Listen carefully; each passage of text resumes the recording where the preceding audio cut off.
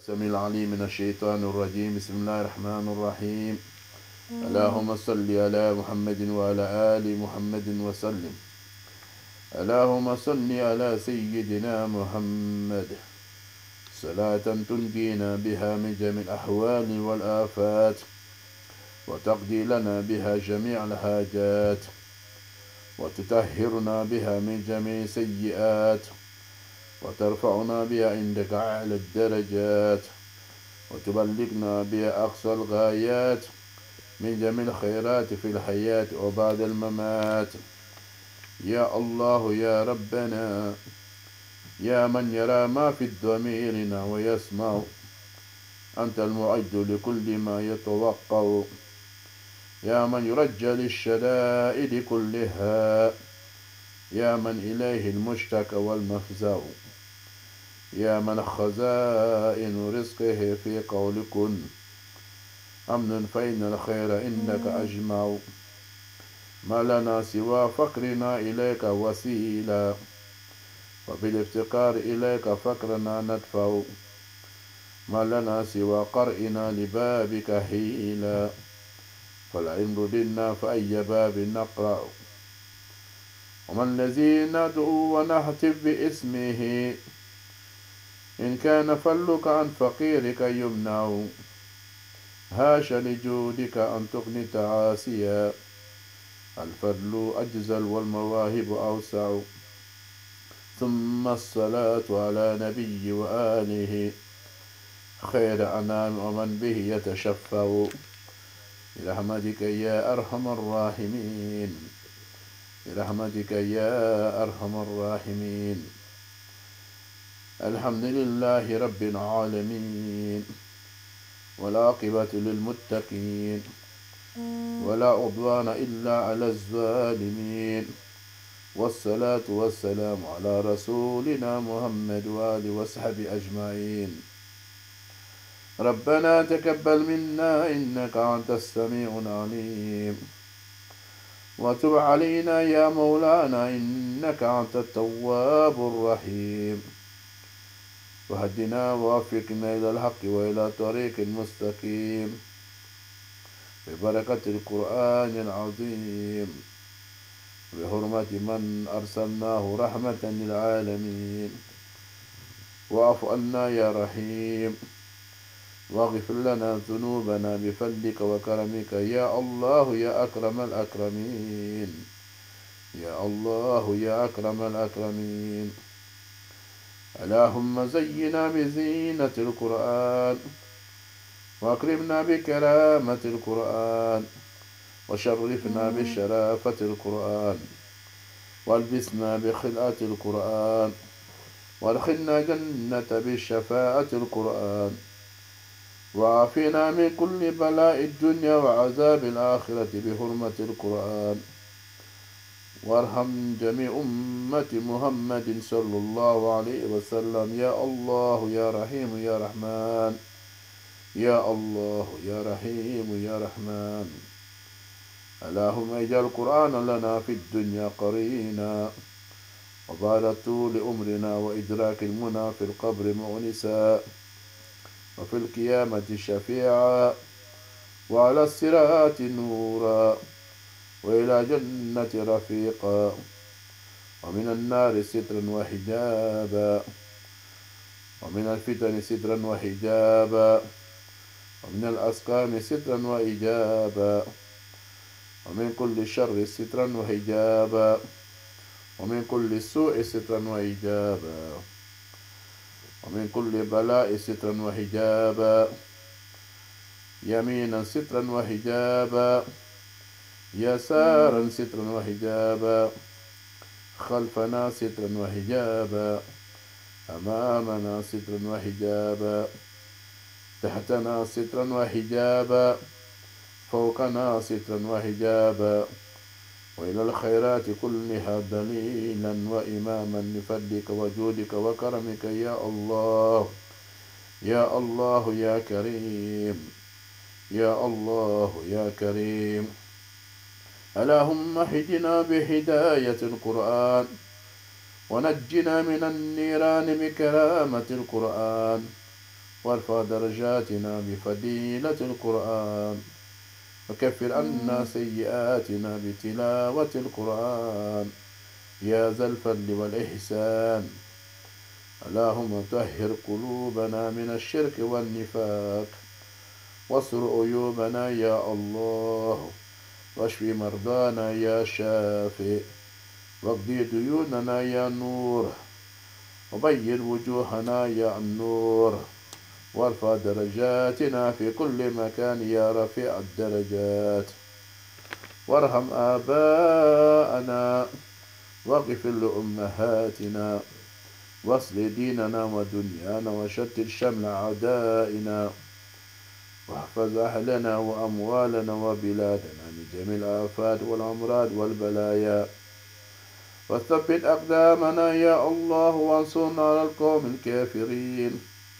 وثبت أقدامنا يا الله، وانصرنا على أعدائنا. وثبت أقدامنا يا الله، وانصرنا على القوم الكافرين بحرمة القرآن العظيم. اللهم بلغ ثواب ما قرأناه ونور ما تلوناه إلى روح سيدنا محمد صلى الله تعالى عليه وسلم، وإلى أرواح جميع الأنبياء والمرسلين صلوات الله وسلامه عليهم أجمعين، وإلى أرواح آبائهم وأولادهم وأزواجهم وأتباعهم وجميع ذرياتهم رضوان الله تعالى عليهم أجمعين، وإلى أرواح آبائنا وأمهاتنا وإخواننا وأخواتنا وأولادنا وأقربائنا وأحبائنا وأصدقائنا وأستاذنا وأستاذ أستاذنا ومشايخنا خاصة، ولمن كان له حق علينا، ولجميع المؤمنين والمؤمنات والمسلمين والمسلمات الأحياء منهم والأموات.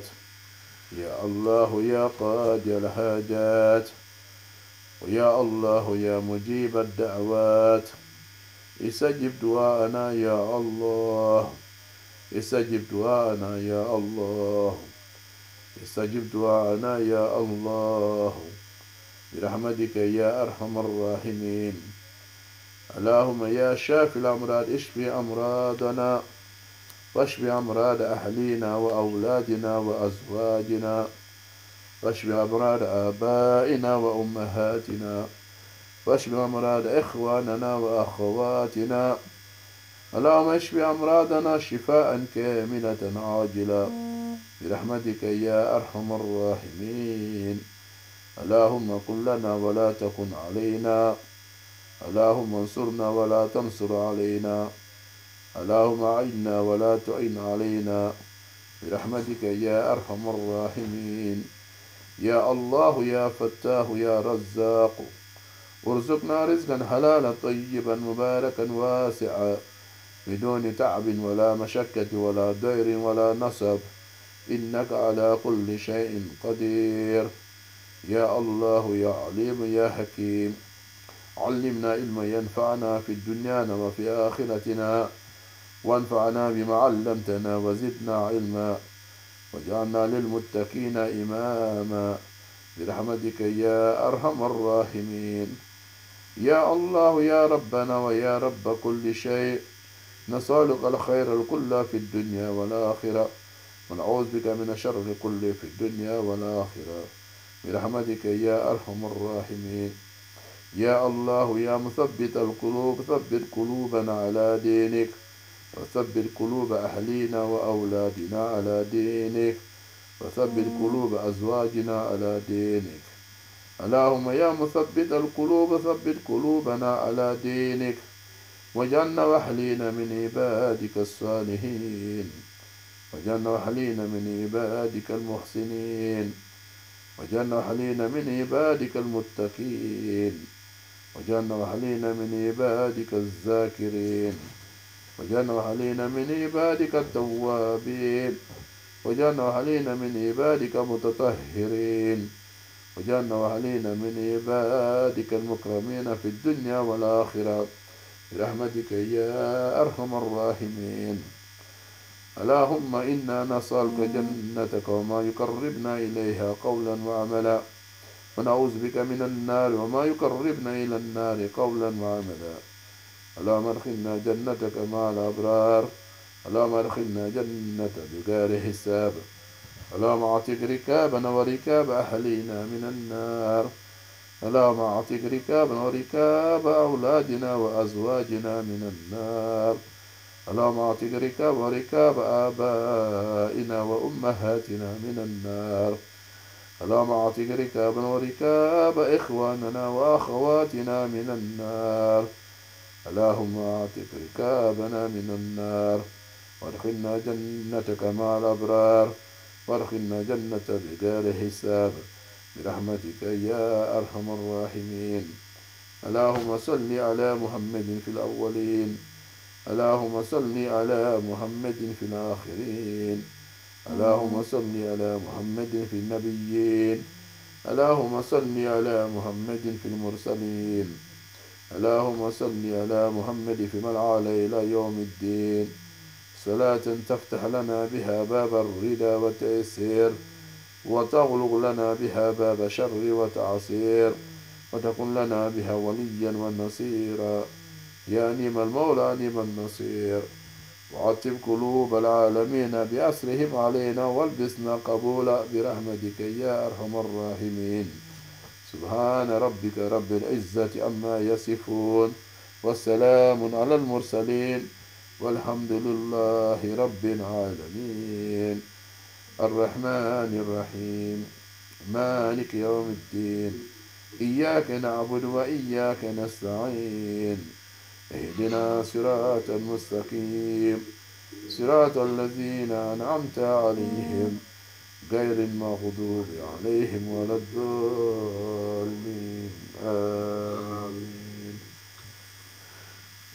اللهم صل على محمد. آمين آمين آمين. آمين. Ame doa mulu kala sungalun kono ya Rabbi ya mnembawi Allah subhanahu wa ta'ala ikamina mala mukela. Amin. Amala tali ya Rabbi aljina demlu binatu babu riyanu fi ala mankala lu jama kuru jama. Amin amin. Alhamdulillah amina bila dilika mina ke toujours komante mena kuma mulu kan uluna amina régime doni ke akuma la bi inshallah. Nala kami nɔgɔya an ye an minnu fɔ.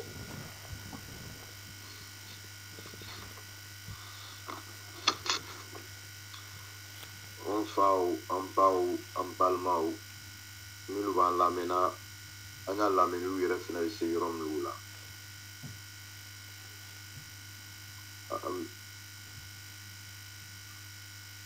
An bɛ tanu kɛ Rasul kan sallallahu alaihi wa sallam. O kɔfɛ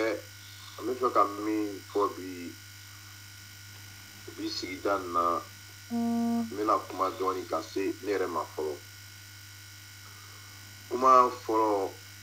yani an bɛ duniya nin kɔnɔ, duniya nin yɛrɛ fɛnɛ an ye dɔ fɔ a la. Duniya nin yɛrɛ ye mun de ye? Sabu Allah subhanahu wa ta'ala ka duniya dan, mais a ma duniya dan ka duniya baraka. An ya kuma kɔnɔ an k'a yira danni min kɛra na o ye duniya ye k'an n'o adamadenw bila a kɔnɔ, mais anw adamadenw danna lahara le kɔfɛ. Bon ne yɛrɛ ka sigi ka miiri bi yani ka taa si mun kosɔn an yɛrɛ bɛ kan ka da Allah subhanahu wa ta'ala la. An ma fɛn min ye mais an lani b'a la. Ne yɛrɛ bɛ sigi la ka miiri ka hakili ta si, parce que Allah subhanahu wa ta'ala ka adamaden dan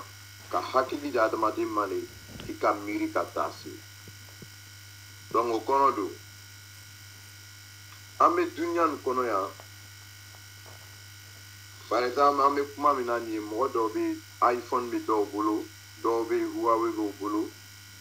dɔw bɛ LG b'u bolo, ainsi de suite. N ka kuma laɲini bɛ min ye k'a fɔ duniya nin kɔnɔ yan fɛn fɛn bɛ yan dunia kɔnɔ a mariki ninnu tɔgɔw de b'a kan n'i bɛ fɛ ka min dilan cogo lɔn bɔ yɔrɔ lɔn mɔgɔ min tigi y'a dilan o ka mariki b'a kan hali mɔbiliw fɛnɛ mariki de b'o kan nin bɛɛ t'u lajɛ ni adamadenw ka fɛn fɛn kɛ u ka nɔ bila kan ka tɔgɔw de bila kan mɛ Ala subahana taala ka fɛn dɔ dan nin fɛn an bɛɛ bɛ dunia nin kɔnɔ yan fo kana se ka bɔ lawale la fo ka se bi la an b'a bɛ mɔgɔw da ko nin fa karisa nin tigi le ka nin dilan Samsung ni mɔbili de comme Toyota ninnu bɛɛ ye mɔgɔ tɔgɔw de ye ou bien famille dɔw tɔgɔw lo san ba yirika kɔnɔ ninnu famille de ka ninnu créer mais depuis an bɛ dunia nin kɔnɔ an si ma deli ka mɛn adamaden si la scientifique wa astronaute wa minnu bɛ taa san kɔnɔ olu bɛɛ lajɛlen an ma deli ka mɛn ninnu si la ko olu dɔw de bɛ min bɛna fɔ ko u ka mɔgɔ lɔn mɔgɔ min t'i ka san dan ou bien u ka mɔgɔ lɔn min t'i ka dugukolo dan ou bien u ka mɔgɔ dɔn min ka bajiw dan an ma deli ka nin mɛn donc nin kɔnɔ don ne yɛrɛ nana sigi ka taga sigi ka miiri k'a lɔn ko fɛn dɔ de bɛ yen fɛn min ka ninnu dan n'o de ye Alahu subahanahu wa ta'ala an bɛɛ lajɛlen kɔni cɛŋɛnani b'o la fo minnu tɛ siran Ala ɲɛ o kɔni k'a lɔn ko fɛn dɔ de ka fɛn ninnu dan o k'a lɔn ko fɛn tɛ yen fɛn min ni mɔgɔ m'a dan n'a tɛ kɛ komi an nana ni exemple ye n'o ye matériel ye dunia matériel ninnu brand ninnu comme a bɛ fɔ cogo min na mɔgɔw de bɛ minnu k'a dan mɔgɔ minnu bɛ minnu k'a dilan par exemple hakɛto donc a dilan kɔnɔ hali n'i ko k'i bɛna ko dɔ kɛ n'i m'olu ka autorisation ta n'i y'a kɛ i bɛ ko sɔrɔ mais 100 fara 7 ani duguma yɔrɔ fɛn ma sɔrɔ dunia nin kɔnɔ bi o ka lɔnni nin kɔnɔ min serila ka lɔn k'a fɔ ko nin tigi le ka san dan ou bien dugukolo dan a ma kɛ donc nin kɔnɔ don an n'u b'a lɔn k'a fɔ ko an bɛ sira min kan n'o ye Ala ɲini ye k'o de ye laban ye donc an bɛ la Ala la bon an bɛ dunia min kɔnɔ nin ye dunia nin kɛla fɛn de ye an tɛna fa dunia na waati bɛɛ lajɛlen an ni miiriya kura de bɛ dunia nin kɔnɔ n'an ka sangaso kelen dɔ bi an bɛ miiri ka taa sangaso 2nan ma n'an ka mɔbili kelen san bi an bɛ miiri tuguni ka taa mɔbili wɛrɛ ma nka ni Ala ka lon o lon portable kura n'an ka dɔ sɔrɔ bi waati bɛɛ an bɛ miiri ka taa dɔ wɛrɛ ma kungoyaw tɛ ban anw bɛ to dunia nin kɔnɔ ten fo dunia nin bɛna ka na an n'u yɛrɛ funu dunia nin kɛla fɛn de ye n ka kuma bɛ fɛ ka min yira baraka tɛ dunia la an bɛ dunia nin kɔnɔ fo ka n'an bɔ dunia kɔnɔ an tɛna fa an bɛɛ ye sigi ka jateminɛ kɛ an nana jamana in kɔnɔ k'an bɛna fɛn ɲini an ka fitinin min sɔrɔ an ko n'an k'o sɔrɔ an bɛ kɔsegin mais bi bi n'an kunsigiw bɛɛ bɛ kan ka gbɛ hali bi an ma fa n'an ye dɔɔnin sɔrɔ bi an b'a fɔ non an bɛna taa dɔ wɛrɛ kɛ tuguni surprise ça veut dire comme dunia kullu yawm huwa fi sha'n anw bɛ kungo de la lon bɛɛ anw bɛ miiriya de la waati bɛɛ lajɛlen na an bɛ taa ka to o de la fo dunia bɛ taa ka taa an kunu alors que dunia nin don danna nin dunia nin danna nin k'an ye tɛmɛ fɛn de y'a kɔnɔ tulonkɛw de b'a kɔnɔ ni mɔgɔ min fɛnɛ ka tulon kɛ denmisɛnw bɛ tulon k'a kɔnɔ ɲinanw fɛnɛ b'a kɔnɔ ɲinan minnu b'a kɛ adamaden bɛ ɲina ko caman yɛrɛ kɔnɔ mais ɲinan sugu jumɛn Allah subhanahu wa ta'ala yɛrɛ y'a fɔ ko kulikal insanu da'ifa adamaden an n'u yɛrɛ ye adamaden ye n'an nana dunia kɔnɔ an n'u yɛrɛ ye mun de ye fɔlɔ fɛn dɔ bɛ adamaden na il faut que adamaden b'o lɔn adamaden filɛ an lankuya bɛnnen don adamaden filɛ an n'u ye Ala ka jɔnw de ye mun kosɔn adamaden a ko bɛ sɛmɛ Ala de la adamaden tɛ se ka ko foyi de kɛ n'a ma sɛmɛ fɛn dɔ la mais a bɛ sɛmɛ jɔn de la o ye Ala subahana taala de ye adamaden filɛ ɲina bɛ adamaden na o ye dunia taga kɛcogo ye adamaden filɛ adamaden bɛ fili ça veut dire fili cogo di hali n'adamaden ka ko labɛn cogo cogo a tɛ fɛ fili ye bɔ a la maa dɔw la fili bɛ taa ka taa bɔ a la ninnu bɛɛ ye adamaden jogo de ye donc adamaden filɛ fanga tɛ adamaden na Allah subhanahu wa ta'ala yɛrɛ y'a fɔ a y'a kɔnɔ k'a ye adamaden tan ka sɔrɔ an tɛ foyi de lɔn hakɛ to yen min ɲini fɔ a ye kuma dɔɔni dɔɔni fɔ a ye kuma kan de fɔ yan n ye wajibi la donc o kɔnɔ adamaden wallahi an y'a lɔn k'a fɔ k'an bɛ dunuya nin kɔnɔ fanga foyi t'an na an tɛ foyi ye an ka ko bɛɛ lajɛlen a bɛ dépend Allah subhanahu wa ta'ala de la donc o kɔnɔ don an b'an jija k'an ka ko bɛɛ lajɛlen kɛ Allah subhanahu wa ta'ala ka se de kɔnɔ Allah subhanahu wa ta'ala ka tiɲɛ de kɔnɔ o kɔnɔ don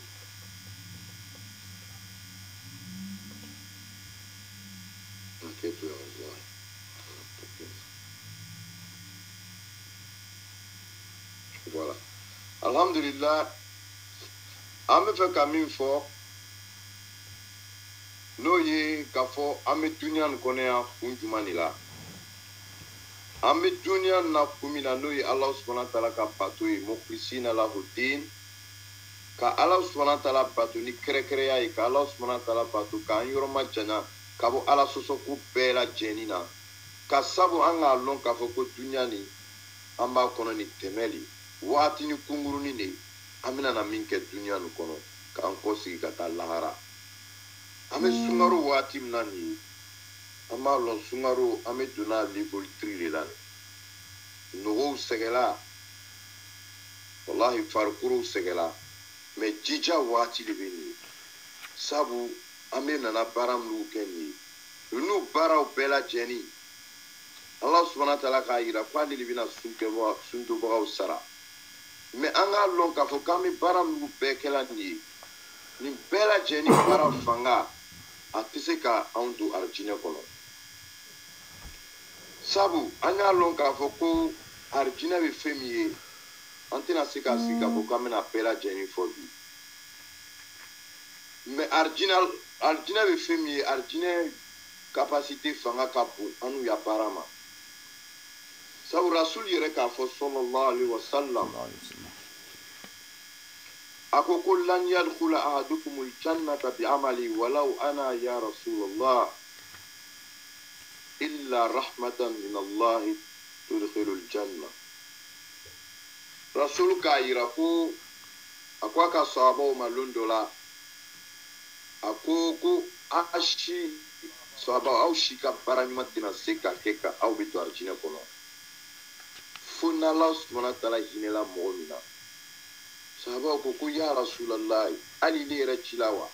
a ko wallahi ko hali ne yɛrɛ ci la Muhammad sallallahu alaihi wa sallam n'Ala subhanahu wa ta'ala ma hinɛ ne la foyi tɛ n to arijinɛ kɔnɔ donc an bɛ baara minnu la nin an kana n'a fɔ k'an bɛ kawa ka waso ka lan yɛrɛ la ko an bɛ baara minnu la nin ninnu bɛna kɛ sababuya ye an bɛ don arijinɛ kɔnɔ la an b'an jija ka dɔ de fara baara ninnu kan an b'an jija ka hinɛli kɛ an ni ɲɔgɔn cɛ an b'an jija k'an bolonɔw se mɔgɔw ma se tɛ mɔgɔ minnu ye an b'an jija ka dɔ bɔ an ka baara juguw la an b'an jija ka tɔɲɔ dabila ninnu kosɔn Allah subhanahu bɛ se ka hinɛ an na ka an bila a ka jɔnw cɛma jɔn minnu n'a bɛna hinɛ o la ko k'o bɛ to arijinɛ kɔnɔ rasul sallallahu alaihi wa sallam Allah subhanahu wa ta'ala ko rasul ma a ka kuranaba kɔnɔ a ko de ya rasul Allah ko a ma fastamsiku billazi uhiya ilayka innaka ala siratin mustaqim wa innahu lazikrun laka wa liqaumika wa sawfa tusalun ako ya rasul ne kan me ka kurana pam jigi kan ya rasul aba jida ka buru ke kurana ni na nka wahyu mu jigi kan ni aba jida ka buru ka kan fa akana sikala kosɛbɛ parce que muna abe sira min kan sila tilen ne do a ko a kana siga la dɛ parce que lon dɔ la aw bɛna ɲininka excuse t'a la nin kɔrɔ bɛ mun de ye yani ala subahana taala ka ciladenw caman de bila ka na bɛɛ nana ka na ya mantow ma ka na kuma u ka mantow fɛ anu ala subahana taala ka kurana bali bila ka na anw ka cilaba ma muhammad sallallahu alaihi wasallam k'a kana kuma an fɛ kana an ladi kana an bila sira ɲumanw kan a ko k'an kana siga kurana ni kumakan na an kana siga kurana ni kɛwali la an bɛ ala subahana taala lɔn fɛnɛ ni kurana ni de ye sabu fɛn min don fɛn min dogoni de mɛ k'a yɛrɛ kofɔ kurana nin de kɔnɔ ko an kana siga la dɛ sabu kiyama lon na ko ɲininkaliw bɛna kɛ donc an b'an bolo kɛ ka kurana minɛ an b'an bolo kɛ ka kurana kɔnɔfɛnw minɛ rasul k'an bila sira minnu kan an b'an jija k'an seko kɛ k'olu sira fɔlɔ k'ala bɛ se ka hinɛ an na k'an to hinɛmɔgɔw cɛma arijinɛ kɔnɔ ala m'o kɛla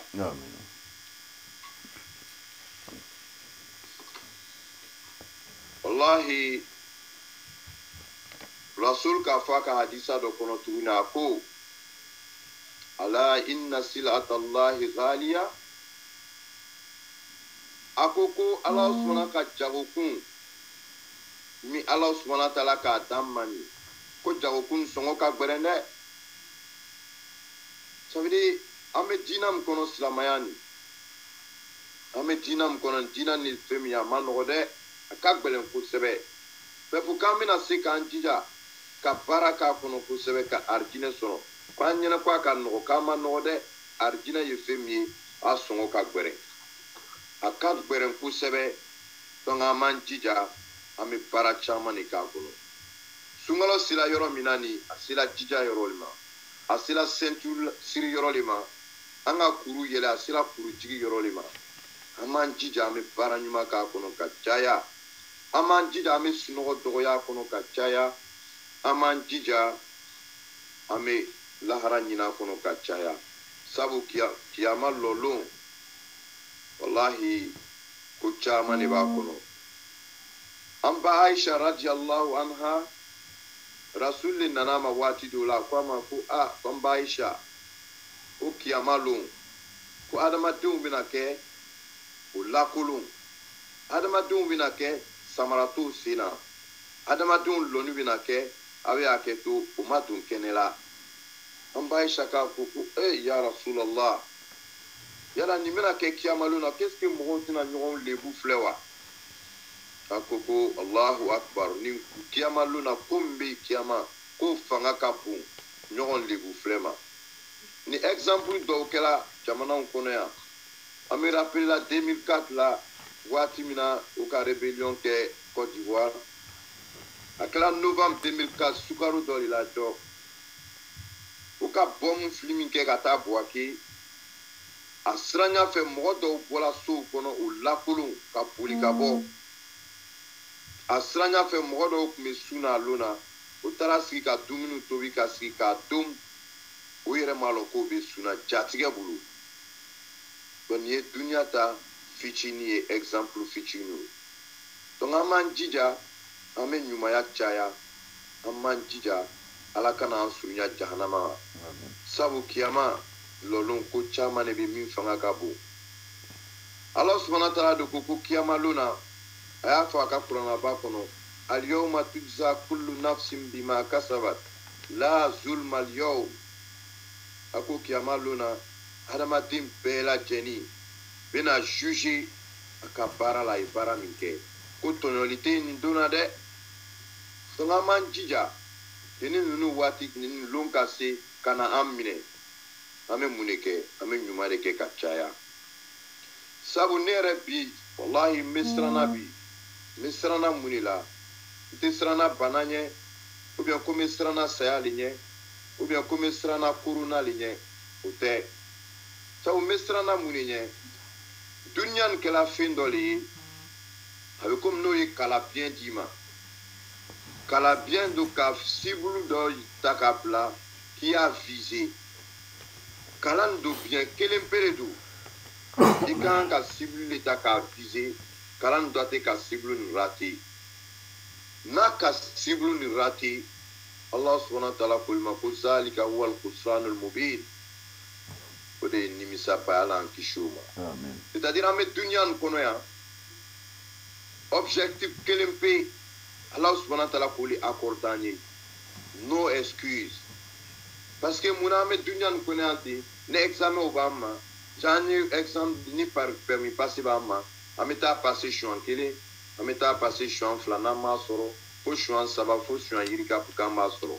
ne examen obama ko gbara molu ke ka takraru ke ka lasigi fo ka ta soro mais fin juma ne bi noi ko rati eti se ka fu bita ka shi ko kura oke am pete ngana buma oye mune o de sayai donc o ko songo mesra tisrana ko mu be dunyan kono bi no sayai anganga sra mune yi an nana dunya kono femina no ala batui siblu me nanga ka aterika soro no yi Allah subhanahu wa ta'ala ka plan target yi mune ka ala soro ina mi dunya be fara aman jija ko le labe parce que no ratila possibilité dunyan kono Allah subhanahu wa ta'ala ka foli ma ko zalika wal khusranul mubin ko le nimisa bili ala an kishuma donc aman jija amen nyuma ke parce que ani fendo be nyona amina kuma o kalundo no shaytanu ka yira aka fa Allah subhanahu wa ta'ala nyene ولأقعدن لهم صراطك المستقيم Allah subhanahu wa ta'ala shitana ka ira Allah subhanahu wa ta'ala la fabina sigi anu adamadenw cɛ ni Allah subhanahu wa ta'ala ka sira tilenni ye a bɛna na an ma shimalan a gauche fɛ a bɛna na an ma yaminan a droite fɛ a bɛna na an ma duguma a bɛna na an ma sanfɛ a bɛna na an ma lihala bɛɛ lajɛlen na u k'an bɛ se ka Allah subhanahu wa ta'ala sɔsɔ cogo min na u k'an kana se ka taa Allah subhanahu wa ta'ala ka sira kan donc nin kɔnɔ don anw bɛ an jija fɛn fɛn sitana k'a laɲini Allah subhanahu wa ta'ala fɛ an n'u kana bila o piège kɔnɔ sitana bɛ na adamadenw ma cogo min na inshallah n'Ala ka temps di an bɛna kuma kan n'an m'an jija an bɛ ɲuman kɛ ka caya parce que Ala k'a yira k'a fɔ k'an k'an ka sitana minɛ an jugu fɔlɔ de ye an m'an jija ka ko ko n'a bɛ bɛn Allah subhanahu wa ta'ala ma an m'an jija k'o kɛ ko min tɛ bɛn Ala ma an m'an yɔrɔma janya ka b'o la sabu Allah subhanahu wa ta'ala filɛ ale de ka univers dan fɛn bɛɛ lajɛlen bɛ kɔsigi Allah subhanahu wa ta'ala de ma an bɛɛ lajɛlen bɛ pan dugukolo nin kɔ kan Ala y'a fɔ ko kullu man alayha fan wa yabqa wajhu rabbika zul jalali wal ikram a ko adamadenw jinɛw wɔkulɔw dantanw bɛɛ lajɛlen bɛna pan duniya nin kɔnɔ ale Allah subhanahu wa ta'ala kelen pe ɲɛ o de bɛna to duniya nin kɔ kan ka fɛnw bɛɛ ban kɔfɛ donc an b'a lɔn k'a fɔ an bɛ fɛn min kɔnɔ nin ye waati surunya lo an b'an jija ka ɲuman caya an b'an jija ka hɛrɛ caya an bɛ jurumu ko minnu la an b'an jija k'an yɔrɔma janya sabu sunkaloba in nana mun de la a nana le ka n'an jogo le don ka n'an jogo don fɛnw min na fɛn minnu bɛ bɛn fɛn minnu fana tɛ bɛn k'an mankutuya kɛ ka bɔ olu la donc o kɔnɔ don an b'an jija ka baara kɛ ka continuer silamɛya ta sira fɛ komi a fɔra an ɲɛna cogo min na ka olu jogo continuer sunkalo kɔfɛ parce que sunkalo nana le ka n'an éduquer sunkalo bɛna taa mais an n'u b'an jija jogo minnu ni o interdit bɛ sunkalo kɔnɔ an b'an jija k'o k'an baara ye ka continuer n'o ye yen ni lon bɛna se Allah subhanahu wa ta'ala mako bɛna se an ma lon min na lon min an bɛɛ tɛŋɛnɛ an n'o k'a bɛna kɛ an b'an jija ka baara ɲuman kɛ o le ɲɔgɔn tɛ وأقول قولي هذا واستغفر الله لي ولكم ولسائر المؤمنين من كل ذنب فاستغفروه إنه غفور رحيم ربنا آتنا في الدنيا حسنة وفي الآخرة حسنة وقنا عذاب النار سبحان ربك رب العزة عما يصفون والصلاة والسلام على المرسلين والحمد لله رب العالمين وبنا إن شاء الله والسلام عليكم ورحمة الله تعالى وبركاته. وعليكم السلام ورحمة الله تعالى وبركاته. الحمد لله لك برجيه. امين يا رب. الحمد لله أنك wadim kɛla k'an mɛn tulo ja yɛrɛ fana ma Ala y'o k'an ye k'a baara fana nɔgɔya an ye Ala y'o k'an ye alhamdulillah komi fɛngɛ tɔ min bɛ yen an bɛna dugawu kɛ n'an banna i bɛ ban ka i ma ban fɔlɔ quoi komi nafa an ko ko a bɛna nafa dɔ di ɲɔgɔn ma donc ni nin banna an banna dugawu la i b'o labɛn sanni an bɛ dugawu kɛ ka ban question waati la i bɛ na ismu dɔ d'a ma an bɛ se ka o zikiri kɛ sunkalo kɔnɔ cogo min na